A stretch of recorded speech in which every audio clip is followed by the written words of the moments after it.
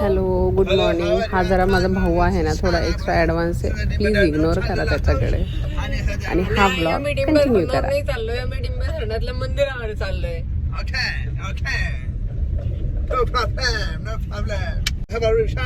तर आपण आता जैन मंदिराच्या डिंबे धरणातल्या जैन मंदिरात चाललोय. तर आमच्याबरोबर कंटिन्यू राहा. आजचा ब्लॉग शॉर्टकट असणार आहे, जास्त काही लॉंग नाहीये, कारण एवढं शूट करायला आम्हाला काही जमलं नाही. तर आजच्या ह्या ब्लॉग मध्ये कंटिन्यू राहा. आम्ही आता मस्त जैन मंदिर बघणार आहोत आणि मस्त मस्त भूक पण लागली आम्हाला. मग आम्ही जेवणार. मग आता फिश खाणार. फिश हे बघ, काय खाणार तू? फिश. हे बाबू, तू कोणतं टी शर्ट घेतलं ग? शर्ट महाकाल. आणि आताच मी म्हैशांकरून आलेलो आहोत आणि सध्या आम्ही गावात आहोत. काय हुतात्मा बाबू येऊन शाळेमध्ये चाललेलो आहोत. तिथे आम्ही मंदिराचं दर्शन करणार आहोत. अश्विनी, तुला काय सांगायचंय? एक 750 वर्षापूर्वी बांधलेलं जैन मंदिर आपण पाहणार आहोत या ठिकाणी. अतिशय जुनं आणि अतिशय प्राचीन काळाचं सौंदर्यावर नटलेलं असं मंदिर आहे. आणि समोरचं वातावरण पाहताच असं प्रफुल्लित झालेलं आहे. प्रफुल्लित. तर हा माझा जो भाऊ आहे हा खूपच एक्स्ट्रा ॲडव्हान्स आहे, पण ठीक आहे, आम्ही एन्जॉय करत होतो. तर छान वाटलं. त्यांनी पण बेसिक तुम्ही जर बघितलं तर त्यांनी खूप छान इन्फॉर्मेशन दिली की हे हुतात्मा बाबू गेनू जलाशय आहे, ज्याला आपण डिंबे धरण म्हणतो. आणि हे डिंबे धरणातलं एक जैन मंदिर आहे. खूप सुंदर. आणि त्यांनी मजाकमध्ये सांगितलं, बट खूप छान इन्फॉर्मेशन दिली. तर कंटिन्यू करा.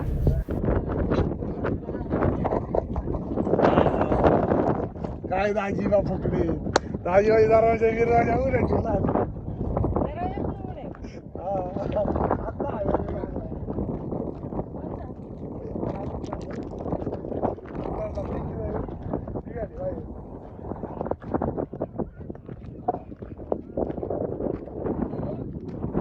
बाबू, बाबू इकडे बघ.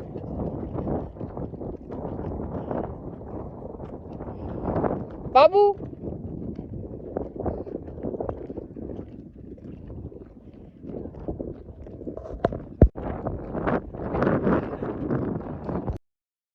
तर बेसिकली हे मंदिर डिंब्या धरणामध्ये आहे. ज्यावेळेस डिंब्या धरणाचं पाणी संपतं किंवा आटलं जातं त्यावेळेस हे जैन मंदिर उघडं पडलं जातं आणि त्यावेळेस त्याची तिथले जे ग्रामीण लोक आहेत त्याची पूजा केली जाते त्या मंदिराची. हे जैन मंदिर आहे.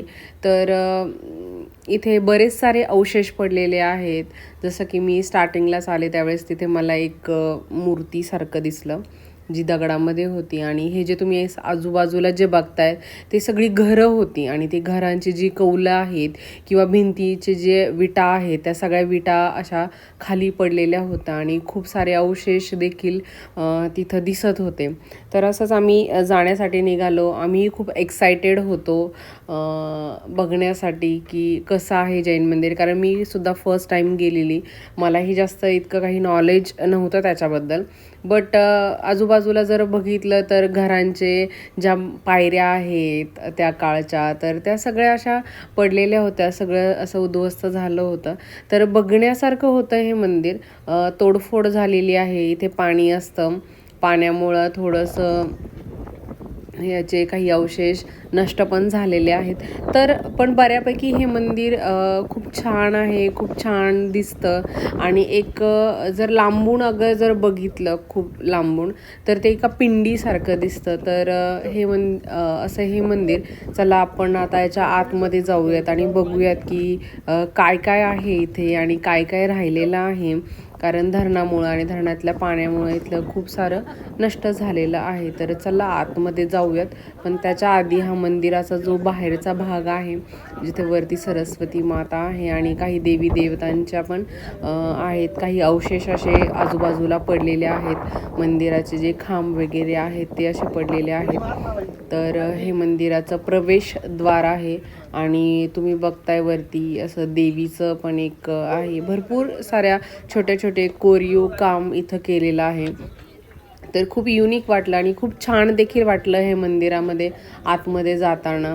म्हणजे खूप एकदम असं वेगळं वाटत होतं की यार हे मंदिर त्या टायमिंगला किती छान असेल आणि खूप जणांचं ह्या मंदिरामध्ये वावर देखील असेल. पण आता धरणाच्या पाण्यामुळं आणि धरण केल्यामुळं हे मंदिर त्यावेळी त्या लोकांना सोडावं लागलं असेल. पण अजूनही या मंदिराचे काही अवशेष आणि हे मंदिर असं दिसतं त्यावेळेस ते बघण्यासाठी खूप सारे लोक तिथे येतात. चला तर आतमध्ये आपण प्रवेश करूयात. तर आतमध्ये गेल्याच्या नंतर पण हे मंदिर लाईक असं दिसतं. खूप सुंदर आणि छोटंसं असं कोरीव काम आहे ह्या मंदिरामध्ये. मध्ये एक घुमट आहे आणि मला इथली एक गोष्ट आवडली नाही की हे मंदिर खूप दिवसांनी उघडं पडतं. पण तरी देखील ह्या मंदिराच्या भिंतींवरती की अशी अक्षरं नावं वगैरे लिहिलेली आहेत हे मला पटलं नाही. हे खूप जुनं आहे. हे एक आपली वास्तू आहे आणि त्याला आपण जपलं पाहिजे. हे जोपर्यंत आपल्या मनामध्ये येत नाही तोपर्यंत ह्याचे हाल असेच राहणार. भिंतींवरती अगर तुम्ही बघितलं तर खूप सारं लिहिलेलं आहे. तर त्यावेळची जी रचना आहे ती पण तुम्हाला इथे बघायला मिळेल की यांनी छोटे छोटे असे खिडकी विंडो काढलेल्या आहेत की जेणेकरून हवा पास व्हावी. खाली फ्लोअर नाही आहे, कारण फ्लोअर असेल किंवा नाही हे माहीत नाही. पण खाली फ्लोअर नाही, हे मातीच आहे आणि ती माती थोडीशी ओलसर होती. अगर आतमध्ये जर प्रवेश केला आपण तर तुम्ही इथे एका साईडला म्हणजे देवाला जे आपण पूर्ण फेरी मारतो त्याच्यासाठी आहे. तर आतमध्ये असं नारळ वगैरे ठेवून लोकांनी त्याची पूजा पण केलेली आहे. तर मी आता आतमध्ये प्रवेश करते. तर आतमध्ये प्रवेश केल्याच्या नंतर पण बघा की ह्या ज्या मूर्त्या आहेत त्याचे अवशेष नाही आहेत. तर असं हे एक इथे एक गिटारसारखं होतं, ते पण मला खूप आवडलं. माहीत नाही ते काय आहे बट खूप सुंदर दिसत होतं. आणि ह्या मंदिराचा जो गर्भभाग आहे ते आहे आणि वरती एक असा गोल घुमट आहे. वरती एक विंडो देखील आहे त्यामध्ये. तर छान वाटत होतं बेसिकली की एकदम असं मन असं छान म्हणजे असं प्रफुल्लित होईल असं होतं हे वातावरण. तर चला आपण आता याला फेरी मारून घेऊ.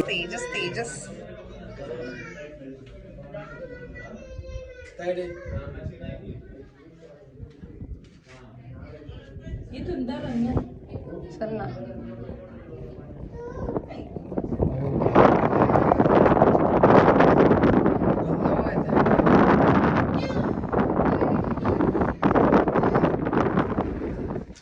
चला चला चला चला.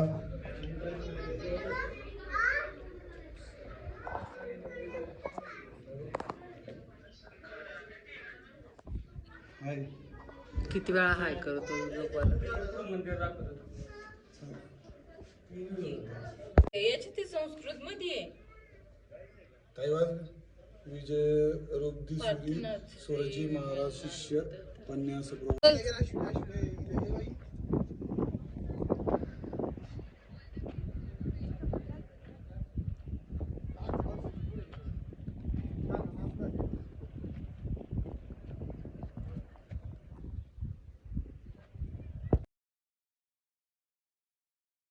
तर आता मी चाललोय हे सगळं बघायला की हे जे गाव होतं जैन मंदिराच्या आजूबाजूचं तिथं काय काय अवशेष आहेत आणि काय काय अजून आम्हाला काय काय नवीन बघायला मिळेल.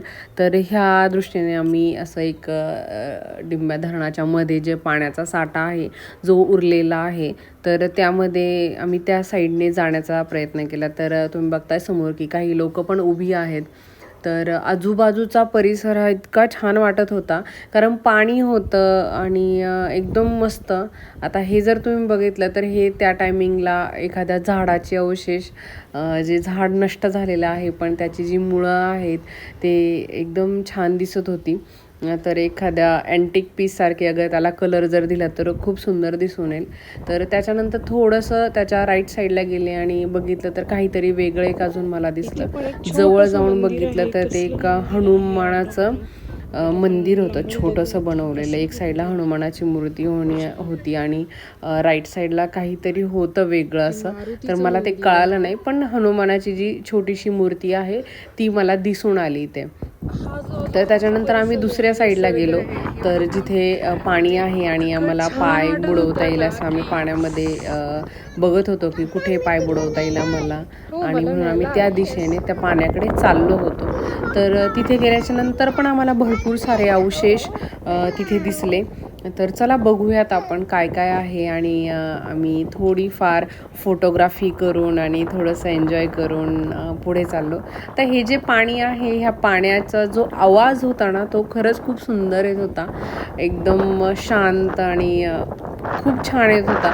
तर तुम्हाला जर ऐकायला येत असेल तर खूप छान, पण जेव्हा तुम्ही लाईव्हमध्ये जाता त्यावेळेस तो खरंच खूप सुंदर वाटतो. तर चला आपण थोडंसं जवळ जाण्याची कोशिश करूया.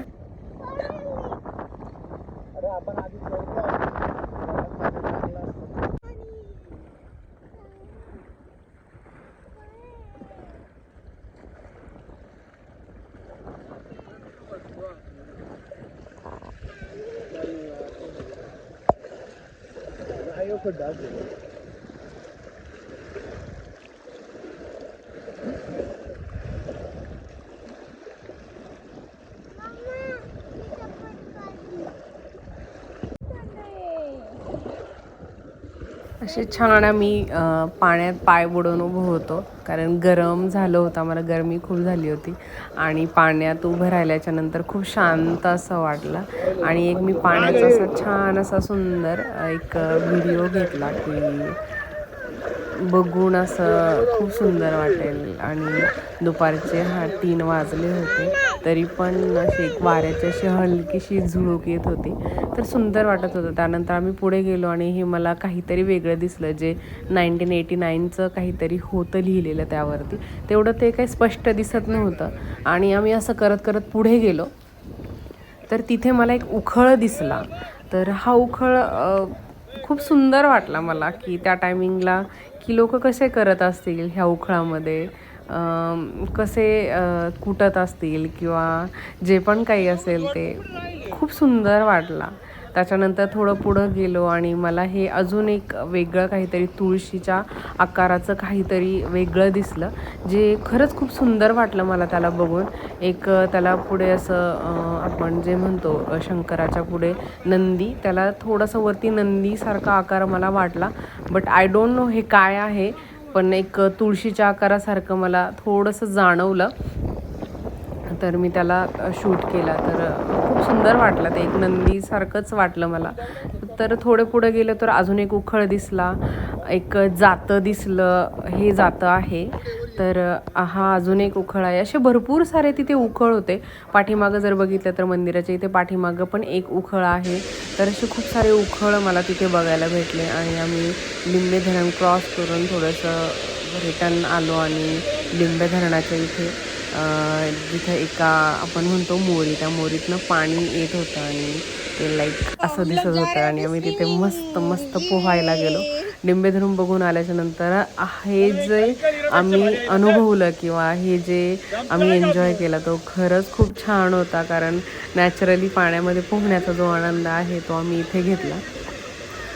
तर चला, असं हे सगळं करून आम्ही एक थोडे मी फोटोज अपलोड केलेले आहेत, जे मला खरंच खूप छान वाटले बघण्यासाठी. तर तुम्हाला हे मंदिर नक्की आवडलं असेल तर तुम्ही नक्की इथे जा, त्याचे दर्शन घ्या, त्याचे अवशेष बघा, कारण हे मंदिर फक्त उन्हाळ्यातच बघायला मिळतं. आणि ह्या मंदिराला तुम्ही अगर तुम्हाला आवडलं असेल तर नक्की भेट द्या. आम्ही थोडे काही फोटोज वगैरे काढलेले आहेत, जे मी तुम्हाला शेअर करते. खूप सुंदर वाटलं, खूप छान आहे मंदिर.